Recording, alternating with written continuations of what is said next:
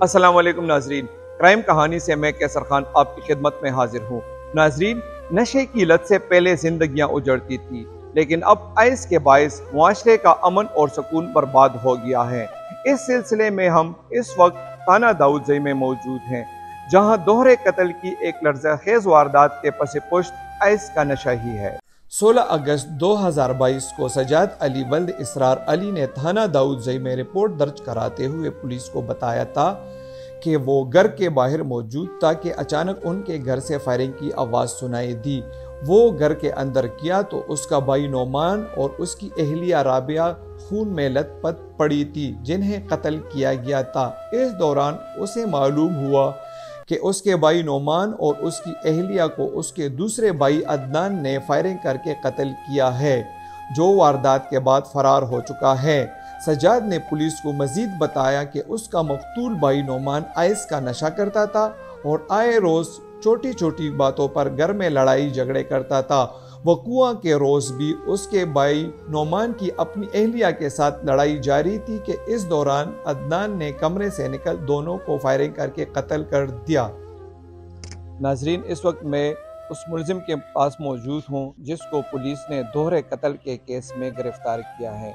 इनसे इनकी जुबानी सुनते हैं कि इसने अपने भाई और भाभी को क्यों कत्ल किया और कैसे कत्ल किया। मैं उस दिन घर पर था, छुट्टी थी मेरी, मैं सोया हुआ था। मेरा भाई जो है ना राइफल उठाकर उसके ऊपर मार रहा था।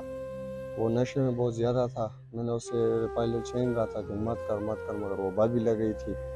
फिर उसके बाद मुझे पता नहीं चला मैंने भाई को किस तरह मारा। नहीं, वो रोज़ भी इसी तरह झगड़ता भी तरह किसी के साथ, पूरे गाँव का पता है। आपके भाई का नाम क्या था? नोमान सर। नोमान क्या काम करता था? नोमान जी मिस्त्री था। और कब से आइस का नशा करता था? तकरीबन ये जब शादी वादी हो गई उसके बाद उसने नशा शुरू की थी।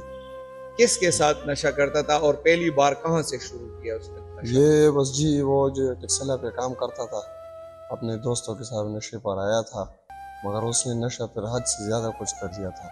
उस दिन किस तरह, मतलब नौबत यहाँ तक पहुंची, उस वाक़या किस तरह हुआ, फिर आप भागे किस तरह हैं, उस वाक़ये के बारे में ज़रा तफसील से बताएं। जी बस मैं घर में सोया हुआ था, वो मेरे कमरे से राइफल उठा कर ले गया था।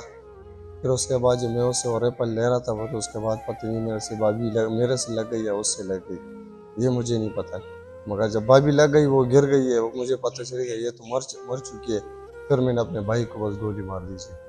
इस लर्ज़ाखेज वारदात के इल्ज़ाम में गिरफ्तार शुदा मुलजिम ने इस अमर का इंकशाफ भी किया है कि उनके इलाके का हर नौजवान आइस के नशा में मुब्तला है। अगर इस बयान को खिलाफ हकीकत और मुबालिगा समझा जाए और ये तसव्वुर कर लिया जाए कि सिर्फ 1/3 नौजवान ही इस लत का शिकार है, तब भी इस हकीकत को नज़रअंदाज नहीं किया जा सकता कि इलाके के नौजवानों की एक बड़ी तादाद इस नशे का शिकार है। इसके साथ इस हकीकत से भी इनकार नहीं किया जा सकता कि नौजवानों के लिए इस नशे का फरावा और आसान हसूल भी मुमकिन है, जो जाहिर है कि सबसे बढ़कर पुलिस की कारकर्दगी पर बहुत बड़ा सवालिया निशान है। सूबाई दारकूमत के मज़ाफ़ात में ऐसी गफलत बिलाशुबा दारकूमत के मजमूई अमन के लिए मुस्तकिल ख़तरा है। अगर सूबाई हुकूमत और पुलिस हुकाम ने रिवायती सुस्ती और गफलत का रवैया बरकरार रखा तो उसकी भारी कीमत चुकानी पड़ सकती है।